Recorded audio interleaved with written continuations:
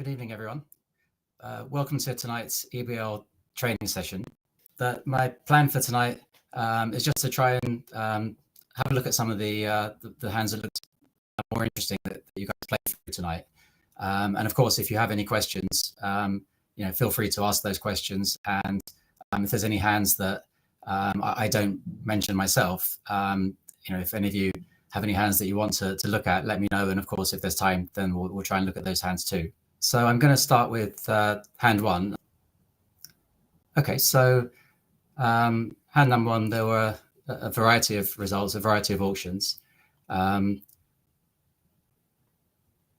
it's a hand where if the East-West pair end up in four hearts, then it's a hand where it's kind of useful for the defenders just to have some agreements and to help them to defeat four hearts. And that's exactly what happened at the table I can show you, where Alexandra and Garana had to defend four hearts. So if I show you their auction first of all. So Garana opened one club, and East at their table, Cecilia made a weak jump over call of two hearts.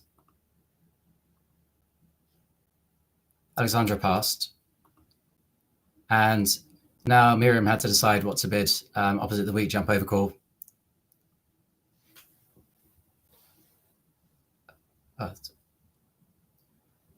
Can most people hear me? Okay, great, thanks. Thank you. So Miriam had to decide what to bid opposite the weak jump over call in hearts, and there are various things that one can do. Certainly, the hand is worth at least a game try, and as a practical thing, you might just bid four hearts. Here, Miriam chose to bid four diamonds as a splinter. I personally would want a slightly stronger hand because I wouldn't expect to make a slam opposite a weak jump over call. But Miriam bid four diamonds, Garana passed, and Cecilia bid four hearts. And then everybody passed.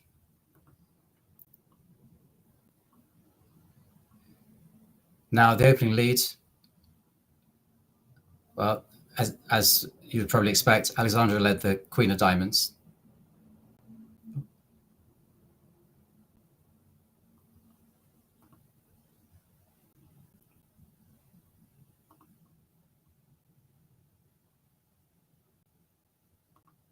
And it went six of diamonds from the dummy. And now Garana had to decide what to do at trick one. And this is a common situation when dummy has a singleton, where it's very useful if as defenders you can give suit preference. So I'm guessing that's something that a lot of you will have come across before. But if you haven't, then I thought it might be worth just pointing out, just worth just mentioning that otherwise it can be, sometimes it can be hard to know what to do as a defender. Should you be switching to trumps? Should you be continuing the suit that you've led? But the assumption generally when there's a singleton in the dummy is that you're going to switch. And then it can be helpful to let your partner know which suit to switch to. So if you are doing that, which I'm guessing that Garana and Alexandra were, then playing the two of diamonds, the lowest diamond would be a suit preference signal for the lowest outstanding suit. That would be clubs. If she wanted a spade, she'd have to throw a high diamond. Now, following that signal, then Alexandra switched to the nine of clubs, and it went low from the dummy, queen, low, and now the ace of clubs was followed by another club, and the contract was defeated. Now, I think at several tables, North-South bid to five diamonds, and that gave a different problem. So Helios, if North opens one diamond, what should South bid over one heart? Good question. It depends a little bit on your agreements in those situations. If you can make a kind of preemptive jump in diamonds, then you could certainly bid three diamonds. I think if the hand was a bit more unbalanced, I might even say four diamonds. But I think with the hand as it is, I wouldn't be so keen to jump to the 4 level. If the opponents are vulnerable, it might be more attractive to bid 4 diamonds as a way of trying to encourage a sacrifice. But I think probably in this case, with nobody vulnerable, then I would be content just to say 3 diamonds. A similar theme of defense. Hand number 2 was also an interesting hand. And on hand number 2, this time it was Mia and Kerry who did very well to defeat 3 no trumps. So the bidding at their table, it started with a 1 club opening bid, and that was followed by a 1 diamond response. And I'm guessing that 1 diamond bid was a transfer to hearts, so showing at least 4 hearts. These jumps to 2 no trumps, 18, 19, and West said 3 no trumps. So Kerry had to lead, and I think most people who are leading against 3 no trumps in this situation led a spade. Obviously, looking at the south hand alone, that looked like the best thing to do. But as it happens, the 4 of spades lead went to the jack and queen. So from Kerry's point of view, it hadn't been necessarily that great a lead. But yeah, like I say, looking at her hand, that was a perfectly normal thing to do. Now, as declarer, you've got 2 spade winners, 3 diamond winners, and if you can make 4 club tricks, then you've got 9 winners. So obviously, if clubs break, then you've got 9 easy tricks, and if clubs don't break, then you're going to be hoping that the opponents are not able to cash 4 tricks, 4 heart tricks at that point. So at their table, Zanetta as declarer started playing clubs.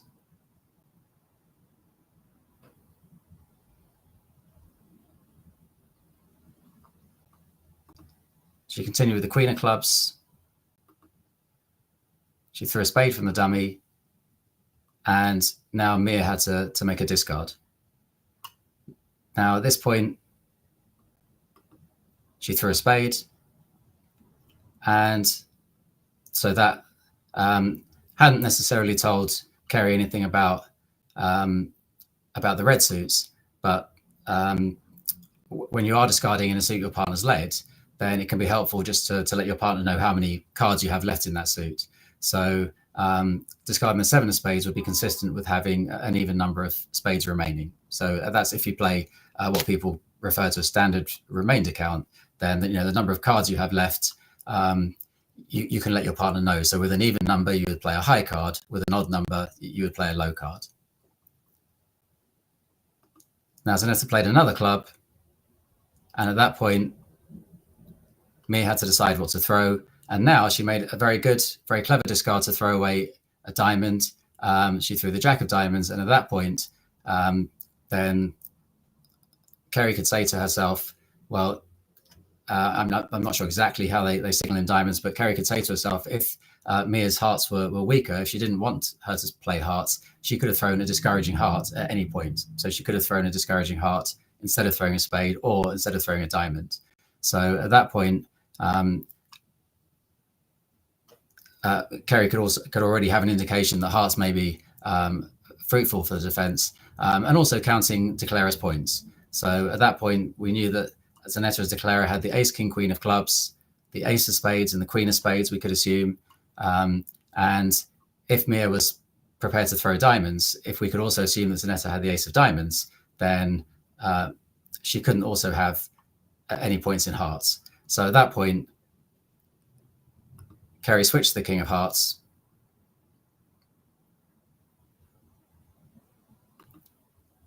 Continue with the 2 of hearts.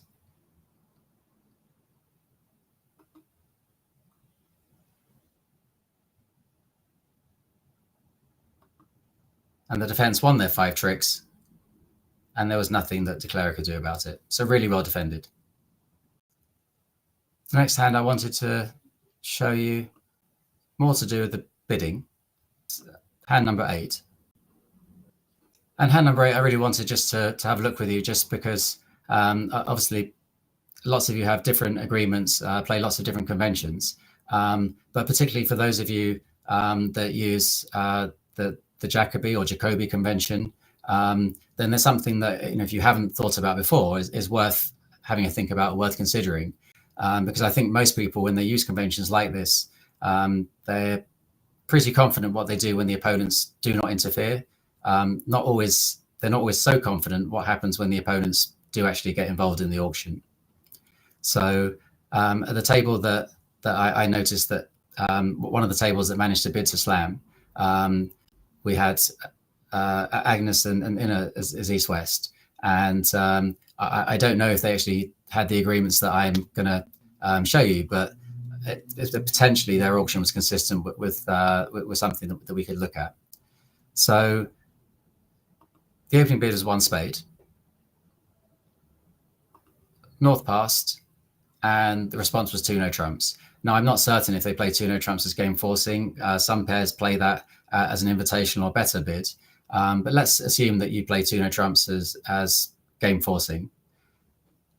Now, like I say, if the opponents don't interfere, then I saw several pairs bid to a slam without interference.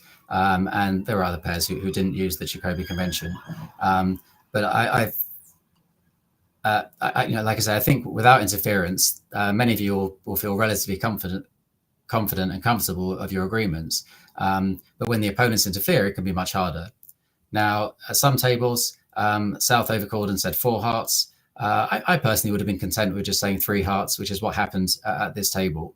But if you did bid 4 hearts, you certainly made it much harder for your opponents to decide how high to go on this hand. Now, at the table where South bid 3 hearts, then lots of people have different kind of agreements about what happens at this point. But I think kind of the important things to be on the same wavelength about within your partnership. One thing to know is what it means if you double. So are you doubling for penalties, or does a double have some other meaning? And what does it mean if you pass or if you make any other bid? Now, when the opponents interfere like this, often a problem for your partnership to resolve is whether or not you have a control in the suit the opponents have bid. And so quite a kind of common agreement, and I think quite a useful one, revolves around making sure that you know whether you can control that suit. Now, if you are going to use an approach like that, then one way to do that is to say that if you're in the opener's position at this point, then if you pass when they overcall, then that says that you have no control in the opponent's suit. Now, that can be a useful thing, because if you pass and then your partner, the 2 no trump bidder, also has no control, they will know that there is no chance that you can make a slam. So they'll be in a strong position either to double the opponents or just to sign off in 4 of your trump suit. Now, that's what happened at this table, was that there was a pass. And if that did indeed say that there was no control, then that would have then thrown it over to Agnes Aziz to decide whether or not to make a slam try.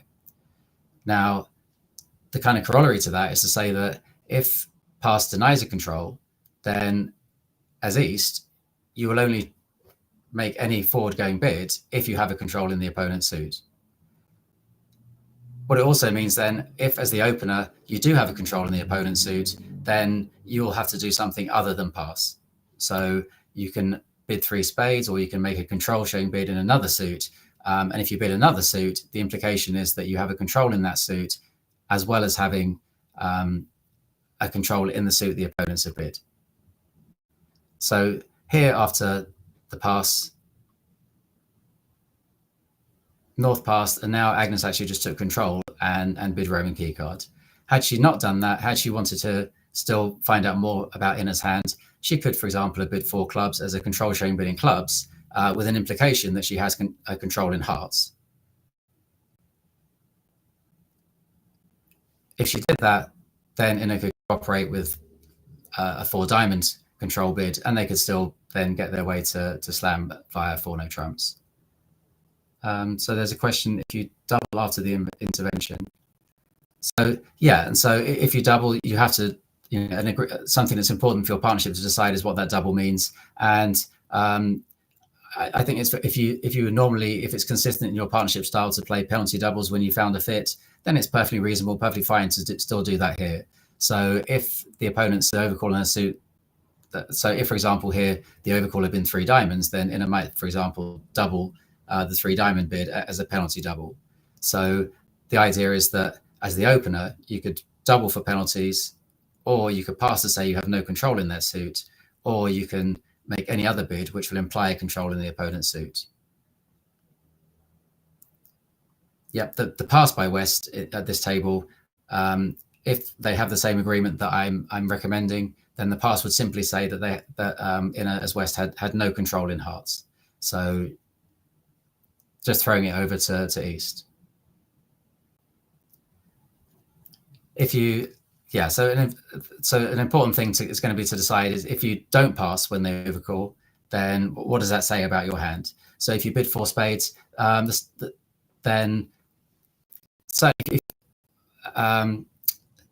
partnerships will differ on how they approach a bid where you just jump to 4 of your suit.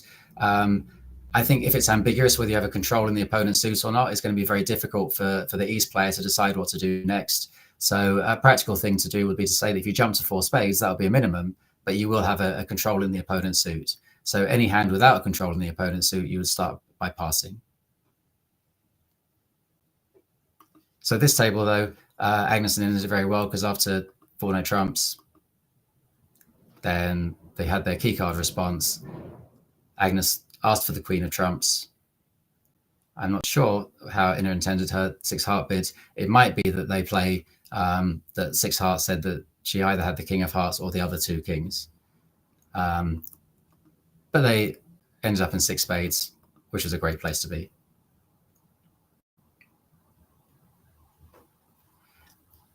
So the important thing, if you do play conventions like Jacoby or Jacoby, then the important thing I would say is that it's very easy to make agreements knowing what happens when the opponents do not interfere, when they do not bid.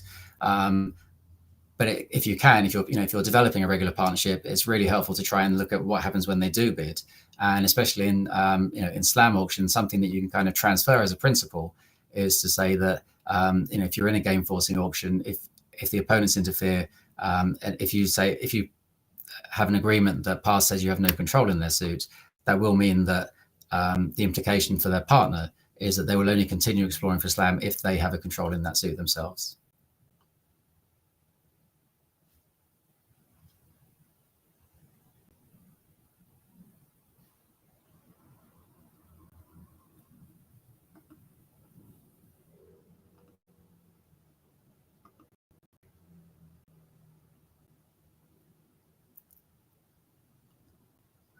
Now, the next hand that I thought was interesting was hand number 9, and a couple of pairs actually got, a few pairs got close to doing what I was hoping would happen. So I thought we could have a look at it together. So I thought this might be a useful hand just to have a look. Another one from a defensive point of view. So just on the previous hand, then, just to answer that question, is a splinter better than Jacoby? Again, it's important, in a regular partnership to have some agreements on these things. I think it's fairly common practice now to say that splinters are relatively limited bids, because it's quite useful, especially when if you're making splinter bids that don't leave any room. So here, for example, after 1 spade, if you had to make a splinter bid, if you had to bid 4 hearts, that wouldn't give your partner any room to kind of cooperate. And so it's kind of helpful if splinter bids can be relatively limited. And so I think it's becoming fairly common practice to say that when you make splinter bids, you tend not to have more than a minimum opening hand. And stronger hands, as long as you play conventions like Jacoby, then stronger hands will go via Jacoby. And then if you can develop methods or agreements that allow you to then show that you have a shortage afterwards, then your partner will know that you have a stronger splinter hand. So I would say, especially when your suit is the one, so here hearts is the suit below spades, if there's no room for the opener to make a kind of cooperative bid, I would, if I could, try and keep the bidding a bit lower. So using a Jacoby response rather than a splinter bid.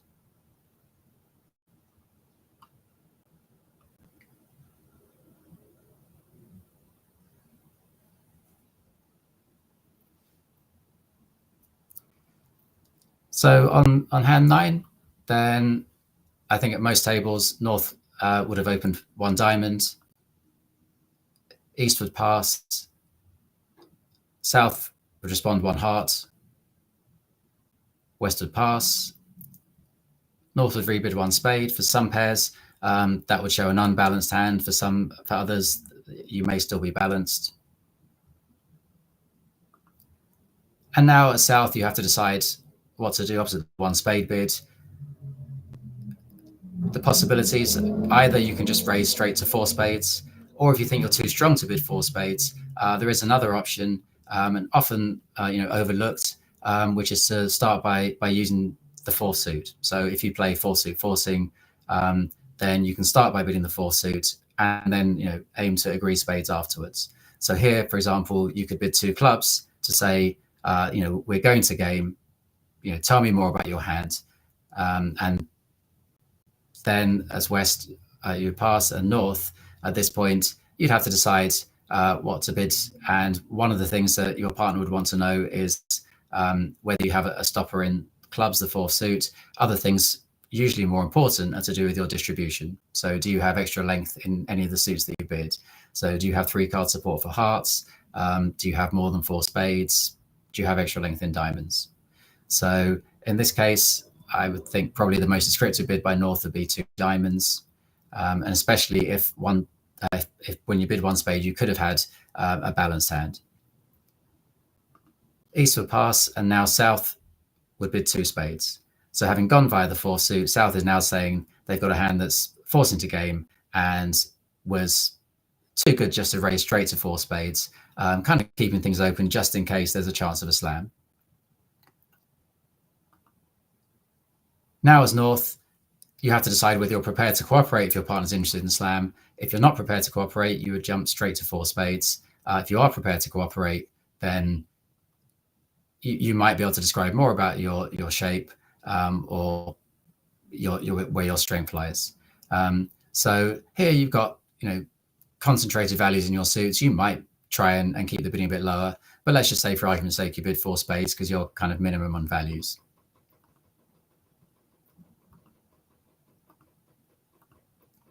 Now at this point, as an opening leader, it's not necessary. Well, it's certainly not clear what to lead, but probably based on the bidding, it'll be reasonable to say that we may need to attack because the opponents have certainly got the values for game, possibly more, and that might make you lean towards leading the unbid suit of clubs. Which club you lead would depend on whether you lead 4th or 3rd and low. And I think from what I saw, it seemed like quite a few pairs were leading 3rd and low against trump suits. So let's say that you lead the 5 of clubs. You lead the 5 of clubs, goes low from the dummy, West plays the ace, and declarer follows with the 2 or the 10. Now as West, you play back the 3 of clubs. And if you're East, obviously prospects don't look that great for beating the contract. But as things stand, the best you can hope for is that your partner has the ace of diamonds, probably doesn't seem that likely, or that you can try and win a trick with the jack of spades. So with no real hope in the red suits, you might try another club. Now, this is what happened at a few tables, and when a 3rd round of clubs was played, then West was faced with a decision. So they were going to trump this trick, and they had to decide what to trump with. Now, every table that I saw faced with this decision trumped with the 7 of spades. And when they trumped with the 7 of spades, declarer over trumped with the 9. And now at a few tables, the defense still actually succeeded because declarer now played the king of spades from their hand. And when they did that, West won the ace. But because the remaining spades were now in East's hand, declarer still had a spade loser later on and was defeated. Now, if we go back, though, to the point where North over trump with the 9 of spades. As declarer, if you can, it would be better, rather than leading the king of spades from hand, it'd be better to cross to the dummy and lead a spade from the dummy. Now, if you do that instead, so if, let's say, you cross to the king of diamonds and lead a spade, now, unfortunately for the defense, West ace will beat thin air. And whatever West plays, whether it's hearts or diamonds, declarer can win the lead. And now when they play spades from the top, 4 spades will make.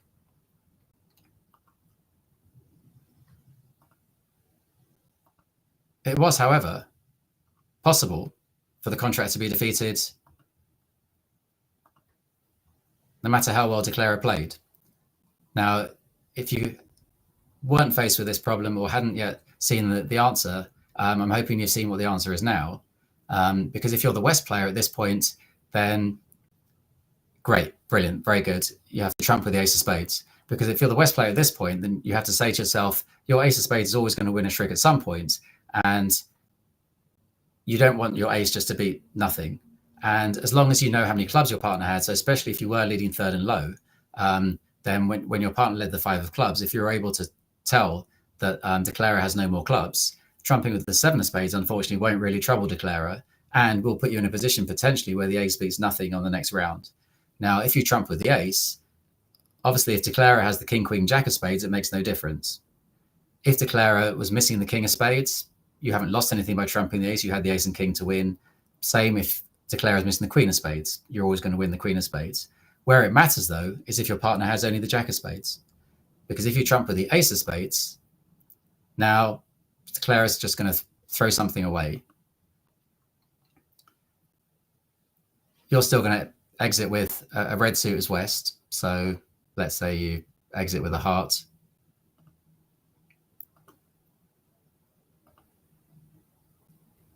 But now if you're the declarer, you can try drawing the trumps, but very bad news for you.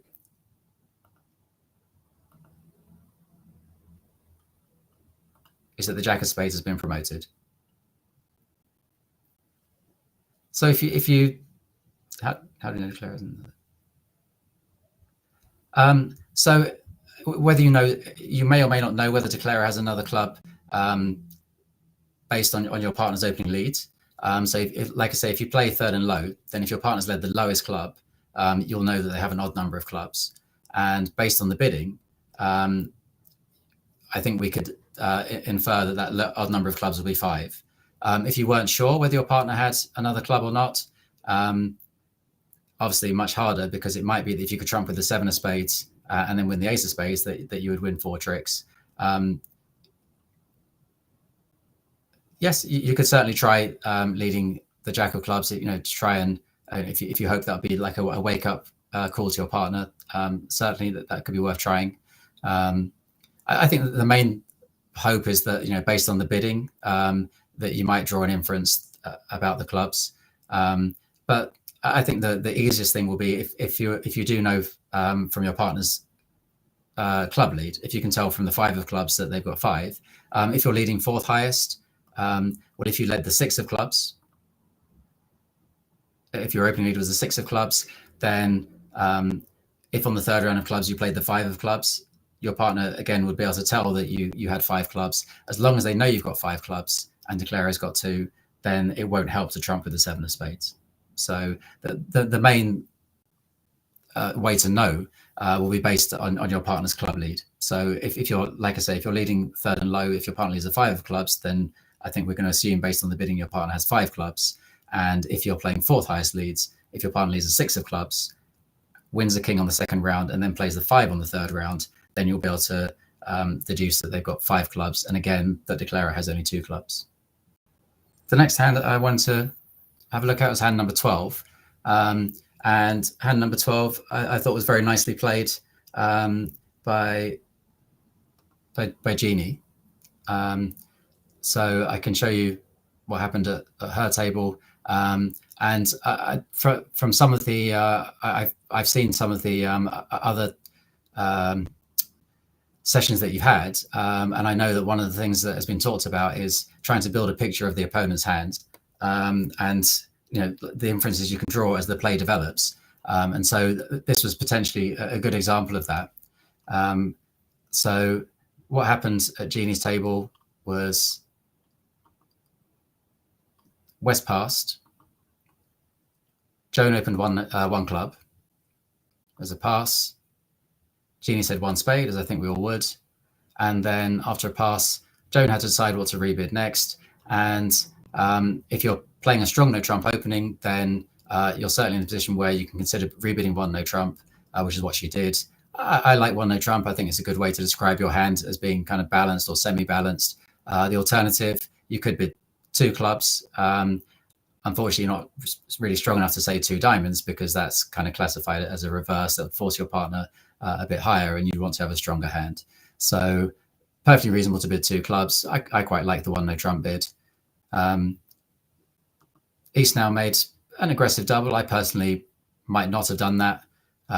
That may or may not have influenced how Jeannie played the hand later on. But now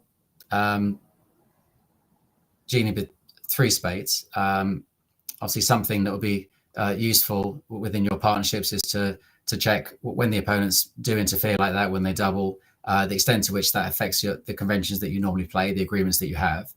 So do you still keep your system on, or do you revert to natural when the opponents bid something?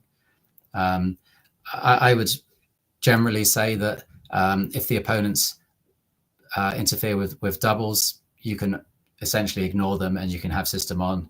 And if they interfere with natural bids, then you can still choose to keep system on, or you can revert to more natural bidding and just you can bid their suits when you have strong hands. Now, in this case, though, Jeannie bid three spades, and that was raised to four spades. Now, the opening lead was the five of diamonds, and I'm assuming that was third and low. And that was won by the ace of diamonds. And now Aileen as East switched to hearts. And I'm guessing that they also, during the play, switched in a kind of third and low style, because she switched to the six of hearts. And then we had the ace of hearts when she followed, and so she followed with a four, which would, in a third and low style, that would be consistent with having a four card holding, having four hearts. Now at this point, then they only played a diamond, which was won by the queen, and Jeannie had to decide what to do at this point. And having lost two tricks in hearts and one trick in diamonds, everything revolved around how she played the clubs. Now, she may have thought that East, having interfered in the bidding, was more likely to have the queen of clubs. But I think she looked a bit further to say, well, maybe she could actually work out more about the distribution of the hand. And once the four of diamonds appeared, then she could see, having seen the two and the three of diamonds, she could see that the five of diamonds lead was, if they play third and low, that was from an odd number, either from three diamonds or from five diamonds. She now played a diamond and trumped it. And at that point, then she could assume that East had four diamonds and West had three diamonds. Like I say, assuming that they were leading third and low, which is what it looks like they were doing. Now, it looks like now then that East had four cards in hearts and four cards in diamonds. At this point,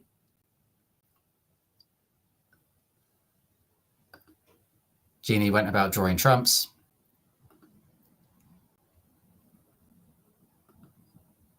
And I'm sure that she carefully noticed that East had three trumps. So it now looked like East had three spades, four hearts, four diamonds, and therefore only two clubs. Now, if that was the case, she still couldn't be certain who had the queen of clubs, but the odds were now in favour of West having the queen of clubs, because it now looked like West had three clubs to East two clubs. Now, she played the jack of spades just in case someone made a helpful discard for her. That didn't happen.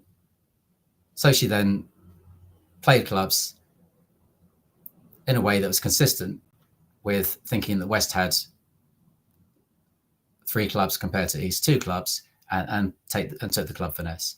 So I thought, especially just based on some of the other sessions that I've I've seen that you guys have had, I thought that was very good because it was a good example of trying to just build a picture of an opponent's hand, trying to get a count of how the suits are, and just using that as a way of helping you to just to guess a bit better. So in situations that look like guesses, you can just make kind of more informed guesses. So that was really well done. So Sabine asked about hand number 10. So let's just have a look. What leads do I prefer, second and fourth or third and low? So I tend to play a mixture. So I tend to play third and low against suits, and second and fourth against no trumps. I think it's. I don't feel that strongly. I think the main difference, or the main thing to kind of appreciate about the difference, is that leading second and fourth is really much more of an attitude-based lead. So the idea is that you're leading to try and let your partner know not just how many cards you have, but also about your high cards in the suit. The idea being that if you lead your fourth highest, that's what you do when you have interest in the suit, when you have at least one high card. Whereas leading second highest is what you do when you have no high cards in the suit. Now, when you play third and low, it's much more of a count-based lead. So the idea is that you're not actually telling your partner anything about your attitude in the suit. You're trying to give them an indication of the number of cards you have as quickly as possible. So when you lead your third highest from an even number, and you lead your lowest card from an odd number, without making any kind of reference to whether you have high cards in the suit or not. It can be very helpful for knowing the distribution of a suit very quickly, but it can also make it harder because some situations, so some trick one situations, it can be harder to know who to play for the missing high cards. I think that's part of the reason that it's kind of popular for people who play a mixture to play fourth against no trumps and third and low against suits, and it's based on the assumption that there's the kind of common thinking on style of opening leads. So it tends to work best in combination with someone that where you feel relatively confident what their opening lead style is. But I think certainly over the last few years, kind of the general trends have been that we tend to make more passive leads against trump suits than was the case previously. And so the assumption tends to be that when your partner leads a suit against a trump suit, you'll have a fairly good indication of what their high cards are. Because unless it's an auction that particularly calls for an aggressive lead, you'll tend to assume that your partner isn't leading away from a king, for example. So in situations where you might have to decide who has a missing high card, you'll normally assume it's not the opening leader. And so you'll be able to just make your decisions based on knowing the number of cards. So if you do feel relatively confident of your opening lead style, then that can be a good way of combining it. So I would say fourth and seconds against no trumps and third and low against trump suits is a good way to go. Could rely on the double by east in order to locate the queen. You could try and use the double as indication, but when it's a past hand double, it's kind of hard to know how aggressive your opponents are. But here, for example, East did not have the queen of clubs, but it's certainly, I mean, without having any indication of the distribution of the hand, you would probably be more inclined to think that East had the queen of clubs for her double, but not necessarily enough to swing things. Yeah, it's true that Anna says that you don't know who has the queen of clubs. It is true you don't know who has the queen of clubs, but when you have an inference that East shape is 3 spades, 4 hearts and 4 diamonds and only 2 clubs, then you're just saying that if you're missing 5 cards in clubs, one hand has 2, the other has 3, that it's more likely that the hand with 3 cards has the queen. So I was going to have a look at hand number 10. So hand number 10, yeah, it's a very interesting hand. It's a tricky hand to bid. I mean, I would say that the main thing, if you can, was to avoid ending up in 3 no trumps, because obviously when you look at the 2 hands, if you are in 3 no trumps and the opponents are able to lead and cash 5 rounds of hearts, you'll have no chance. So not so easy to do, but let's see. So your table, Sabina, then the opening bid was a pass, and so Karen opened 1 club. I think we all would. It went pass, and then you said 1 spade, pass, and then you had a 2-diamond bid, so I'm assuming that was just a standard kind of reversing position. So 2 diamonds showed some extra values, and then a pass. And now as North, again, it's one of those situations where, in a regular partnership, it's good if you have some understanding, some agreements. And I think kind of fairly common now is to try and have some way of letting your partner know that you have a weak hand, as opposed to a hand that's prepared to go to game. So you can just use forcing for that, but it's why 1 spade, not 1 diamond? So that's a question of style, responding 1 spade rather than 1 diamond. So certainly the kind of more kind of standard American approach is to say that you bypass diamonds when you're responding to a 1 club opening bid, and so you only respond in diamonds if you have a strong hand. That's a kind of a popular approach, especially because we try to focus on finding major suit fits, and finding minor suit fits is not so important. And so if you can immediately focus on a major suit fit, that often kind of helps you to cut to the chase of exactly what it is that you need to find out on a deal. And so if you respond 1 spade, you'll immediately find out whether or not you have a fit in spades. And it may not be particularly important to find a diamond fit or to end up in diamonds. So it's certainly a common style to say that if you have less than game forcing values, you'll always bid a spade or a heart, and not bid diamonds. And if you do bid a diamond and then bid a major later, then you'll be known to have game forcing values. So going back to what happens after a reverse, though, you can use forcing just for all your hands that are going to go for game. The only downside to that is that it does mean that sometimes the auction kind of escalates a bit. So sorry, Cullen. So 1 spade does not say playing Walsh. Sure. I mean, they may or may not have explained that they're playing Walsh. So Walsh is where you bypass diamonds. But I'm guessing that they bid 1 spade because they bypass diamonds with weak hands. So so the problem with bidding 4 suit whenever you have strong hands is that it does mean sometimes the auction can kind of start escalating out of control a bit. So I think quite popular now, and what I would certainly recommend if you haven't come across it is to have a bid that says we're going to try and slow things down. We're not going to go for game. And if you play any kind of form of Lebensol in other auctions, this is kind of a similar kind of principle. And so what's kind of becoming increasingly common now and popular is to say that when your partner makes a reverse bid, then what you'll do is you'll use either the 4 suit bid or 2 no trumps, whichever is lower, as your kind of bid to say that I've got a potentially weak hand. We may not want to go for game. If you do that, any other bid you make will be forcing. So if you do that, then you'd now be able to raise straight to 3 diamonds with your hands. If you don't do that, then you're going to have to start with 4 suit forcing. So here you'd have to start with 4 suit, 2 hearts to set up a game force.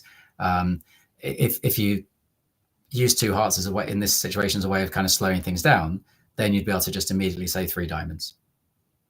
So that's the style that I would play. That's the style that I would use, is to say that I would use whichever is the lower of the 4 suit and 2 no trumps as a way of saying that we're going to slow things down, and any other bid will therefore be game forcing.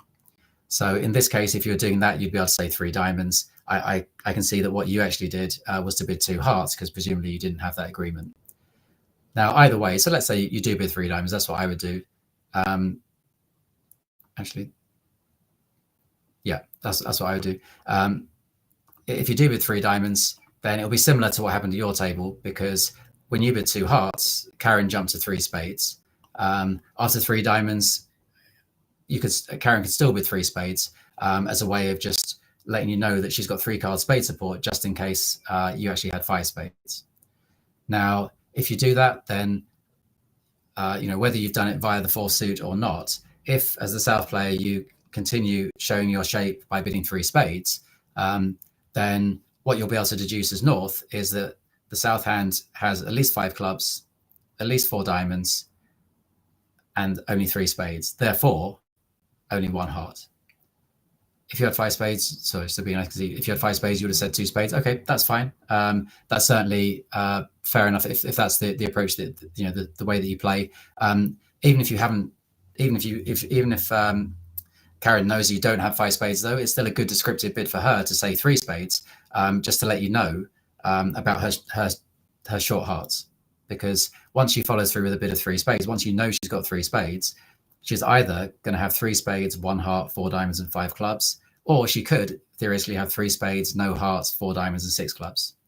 Either way, though, it'll be helpful to pinpoint the fact that she has at most 1 heart, because then when you're in a situation like this one, you'll know hearts are not that no trumps are not good, because you'll know that the opponents have at least 9 hearts between them, and they'll be in a position where they can potentially win 5 heart tricks off the top. Now, when she does say 3 spades, then you have to decide what to do at this point. Now, I think at this point, if you'd already raised diamonds, then you would now have to decide whether you thought your hand was worth cooperating towards slam. And it's not easy to know, but I would say probably having 3 low hearts opposite singleton is very positive, and having the club control, the ace of diamonds, those are all positive things.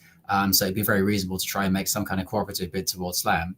And so if you're able to, for example, bid 4 clubs, if that was a control bid, that would be a potentially very useful thing for Karen to hear. Otherwise, if you were worried that it wasn't clear yet which suit was going to be trumps, then you might have to say 4 diamonds. But it sounds like for you, you'd be able to say 4 clubs, because if you had 5 spades, you would have bid 2 spades, and therefore she'll know that you don't actually have an 8-card spade fit. So if I just go back to what actually happened at your table, then what happened was that you said 2 hearts, and Karen jumped to 3 spades, and you then raised to 4 spades, which again was very reasonable, because if you weren't going to play in 3 no trumps, then it was very reasonable to take your chances in a 4-3 spade fit. The only problem it looks like that Karen may not have been on the same wavelength as how many spades you showed, because she then bid towards slam in spades rather than slam in diamonds, because she didn't know you had diamond support. So it's a tricky situation, but I think it was very good that you guys figured out that you do not belong in no trumps, and certainly if you were able to agree diamonds in a forcing way, that might have made it easier to end up in a diamond contract.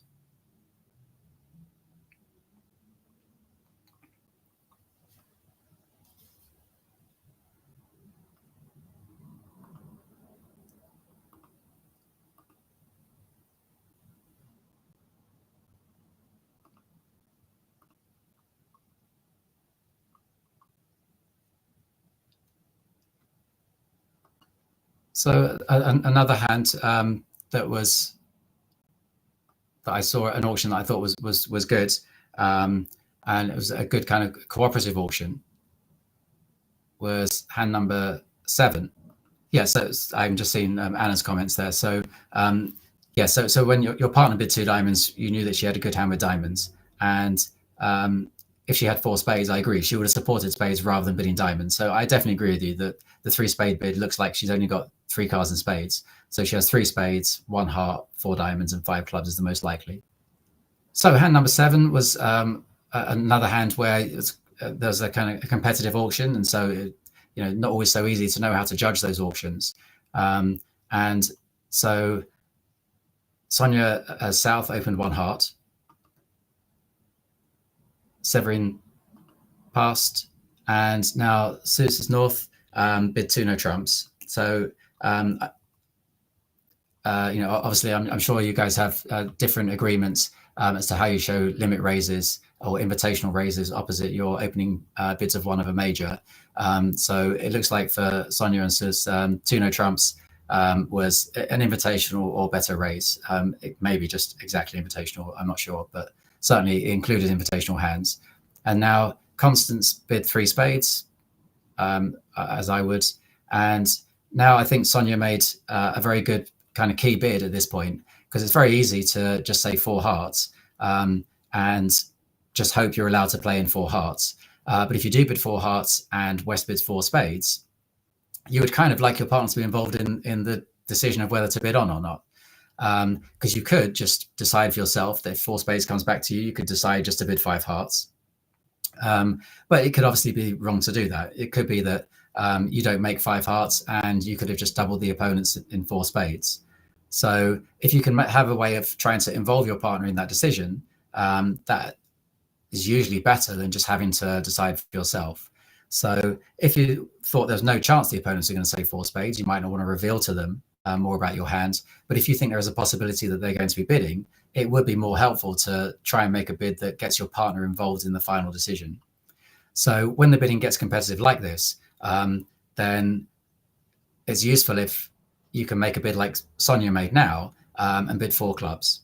So rather than just showing a controlling clubs, when it's a competitive auction, it's very useful if four clubs can say, essentially say to your partner, I'm bidding four hearts to make, but I kind of want you to know, I want you to be involved. If the opponents do bid four spades, I want you to know that, I've got a two-suited hand, I've got hearts and clubs, and it might be, useful for helping you to judge whether we should bid or defend on this hand. So she made a very nice bid of four clubs, and then is this showing a spade control? So I would say not in this case. If two no trumps could have been invitational, it depends a little bit whether two no trumps was forcing or not. So if two no trumps was game forcing, then I would say yeah, exactly like we had on the earlier one. So good question, Catherine. Then bidding four clubs would show a spade control. If two no trumps was not game forcing, then so if your partner, if you play some other limit raises, so if, for example, after one heart, you were bidding three clubs or three diamonds to show a limit raise, and he's bid three spades, where it's not clear whose hand it is, and it's not clear that you're going to be in a force, then four clubs would just be more of a natural bid saying nothing about spades. So if you're in a game force, then four clubs would say something about spades. If you're not in a game force yet, it'll be much more about trying to help your partner to judge what to do if the opponents bid four spades. So here I would say if two no trumps is not game forcing, that four clubs would say nothing about spades. After four clubs, then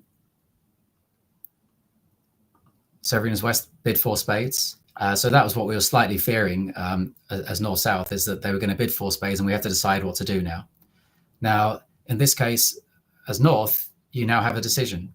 So your options, you can pass, you can bid five hearts, you can double, and a lot, will hinge on whether you're now in a force. And so if you have the agreement that four club bid basically says, partner, I want you to try and help me to judge what to do now, you then also have to decide whether that sets up a force or not. Now, if as the North player, so in Susan's position, if you felt that it was bad for your partner to bid onto the five level, you would double four spades. If you thought for sure we should bid onto the five level, then you could bid five hearts or five clubs or five diamonds yourself. If you're not sure, then you'll be able to pass just to throw it back to your partner. So if you're going to double, you'd really want to have some kind of defensive holding in spades. So some wasted points in spades or some defensive tricks in spades. Usually just having one or two low cards in spades is not going to be a good enough reason for doubling.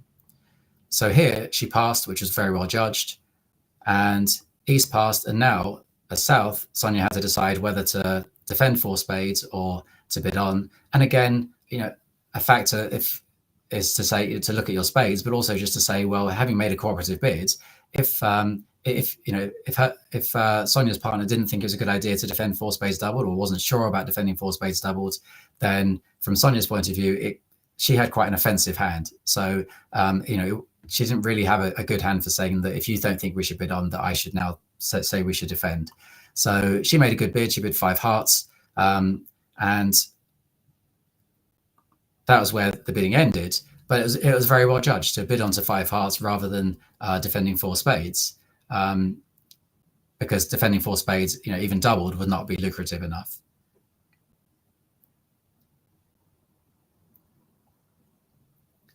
Yeah, so Anna said, so on this board, your opponent said five spades. So they did very well to bid five spades because they did well to judge that was a good sacrifice, because, as you say, that was only 500 as against the 650 for five hearts. So, if your opponents did judge to bid five spades, well done to them.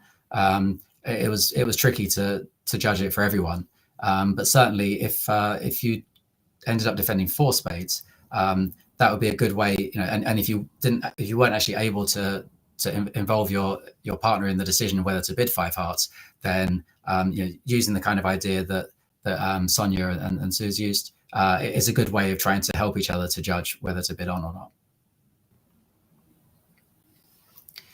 Okay, yeah, great. So thanks, Katerina. So I can see, so at your table, the opening bid was 1 no trump. Other tables, the opening bid is 1 diamond. Yeah, I mean, it's definitely a fairly common situation, is that if you are the South player, having to decide what to bid. So I guess there's 2 things. The first thing is what happens, what's your choice of opening bid, and then also what happens after the opening bid. So it's partly a kind of a question of style, whether you open 1 no trump or 1 diamond, and also a little bit obviously affected by the no trump range that you play. Certainly, if you play a strong no trump, which I think is probably the most common thing, then you often have these situations where you have these kind of balanced or semi-balanced hands, and you have to decide what's the best way to tackle your planned. What's the best way to plan your bidding, and so your options are either to open 1 no trump and approximately show your distribution, but certainly get your general strength across in one go, or to start by opening 1 diamond and hoping that you can make a convenient rebid next time round. Now, certainly with a hand like this one, that won't be so easy, because if you open 1 diamond, it's definitely fine if your partner bids hearts, but if your partner bids 1 spade, it's not so clear, because if your partner bids 1 spade, then you're either going to have to rebid 2 diamonds, or you're going to have to bid 2 hearts. And bidding 2 hearts, theoretically, you're supposed to have a hand that's worth kind of 16 or so. And if you bid 2 diamonds, you might be worried that you're kind of at the maximum end in terms of your points, as well as the fact that it may not be so easy to find a heart fit sometimes, because if you bid 2 diamonds, your partner with a relatively weak hand with spades and hearts will have to decide whether to bid 2 hearts or whether to pass 2 diamonds. So I think it's certainly increasingly common that people take the view with hands that are kind of 15-ish, kind of close to reversing values, but not really comfortable enough to reverse. It's often better to describe your hand just by starting with a 1 no trump bid. And certainly, if you're put off by having 2 low cards in a suit, that's very reasonable. But I would lean towards, I like opening 1 no trump as much as I can. I would lean to opening 1 no trump. If you think it's an option, if you think it's close, I would lean towards it, partly because it makes it easier for your partner to judge a lot of the time, but also because it makes it much harder for the opponents, because they now have to make their overcalls at the 2 level rather than making overcalls at the 1 level. And that's kind of what happened here, I think, because after 1 no trump, then Maria had a decision. She had to decide whether to bid after the 1 no trump bid or not. And it certainly could be right to pass. And especially when North-South are vulnerable, because it could easily be that passing, you can beat them by a couple of tricks and get a couple of 100 points. That would be fine if it's a part score deal, and especially playing match points, that'd be more attractive. At imps or teams, it's harder because sometimes you can actually bid and make a game, and so getting them a couple down won't be enough. So it's not so easy to know. I would tend to say 5-4-3-1 hands have good offense, so I would tend to overcall, and especially if you're able to overcall to show spades. I think a popular method is that you can bid 2 spades. Here would be spades and a minor. If you could do that, I would do that. So I would bid 2 spades, North would pass, and then as East, I think if your partner bid 2 spades, Katerina, I'm guessing that you would be happy to bid game and you would say 4 spades. And 4 spades is pretty likely to make when you've had a 1 no trump bid in front of the ace jack of spades, because most of the time either spades are 2-2 or you'll be able to avoid 2 spade losers if South has the king queen.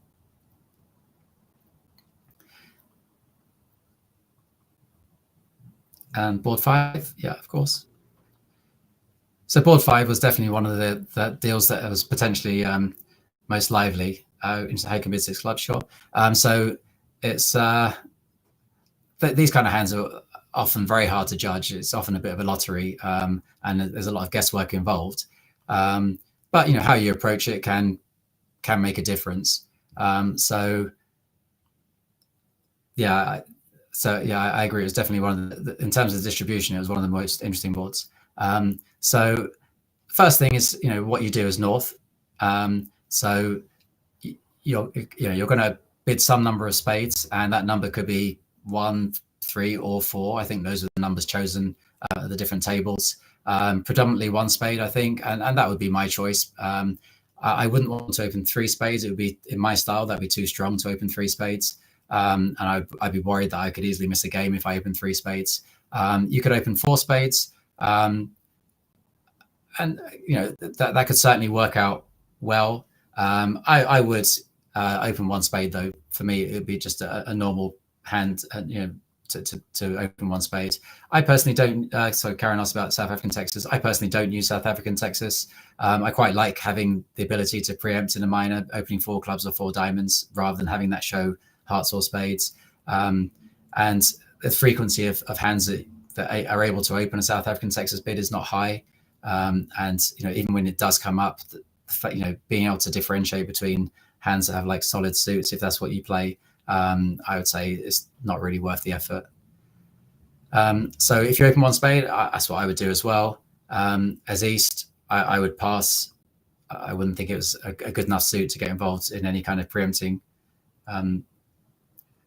Opening 4 clubs or 4 diamonds can stop 3 no trumps, but I would tend to open 4 clubs or 4 diamonds on hands where I don't expect to make 3 no trumps.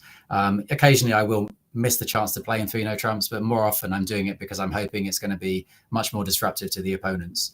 If I think 3 no trumps could be in the game still, then I will either open at the 3 level or I'll open at the 1 level. I wouldn't worry too much about missing 3 no trumps, because I would try and have hands where I think that the most likely thing is that we're just trying to be a nuisance to the opponents. So after 1 spade pass, then a South, you bid 2 clubs, and I would guess for most of us that would be game forcing. West, though, is going to ignore that and bid 2 hearts. And now as North, you have a decision what to do next. You could certainly mention your diamonds. I personally would not be keen to do that when I'm 7-4. So I would just repeat spades. And something that's useful to make sure within your partnerships is what it means when you repeat your suit, either by jumping or not jumping. If the opponents hadn't interfered, then a 2 spade rebid for some people would promise 6 spades. For some people could be 5. I would think whatever style you play, normally without interference, once the opponent's bid 2 hearts, if you bid 2 spades, you should have at least 6 spades. If you jump to 3 spades, then I think kind of common practice in a 2 of 1 auction is for that to show a solid or almost solid suit. So a suit that's playable for at most 1 loser opposite a singleton. So in this case, it wouldn't quite be a strong enough suit to jump to 3 spades. So I would bid 2 spades, and now as East, well, any number of hearts could be right. And I think the most kind of common things were either to bid 4 hearts, and some people tried bidding 5 hearts. And 5 hearts certainly had the advantage that if you were always planning to bid to the 5 level, it took away more space for the opponents. It's sometimes difficult to judge because you don't always know if it's going to be cheap enough to bid 5 hearts. Certainly, if the opponents when the opponents are in a game forcing auction, if you're expecting most of the time they're going to make a vulnerable game, you're prepared to offer up 500 for sure. And if sometimes you give them 800 in exchange for giving them a difficult decision, that's a reasonable thing to do for sure. So if you did bid 5 hearts, you certainly gave the opponents a real problem. If you bid 4 hearts, that was also not easy for them. And it's kind of hard to know a little bit, because it's almost like a little bit of poker that's involved, because often what you find is people who bid to the 5 level it's often the case they have very little defense.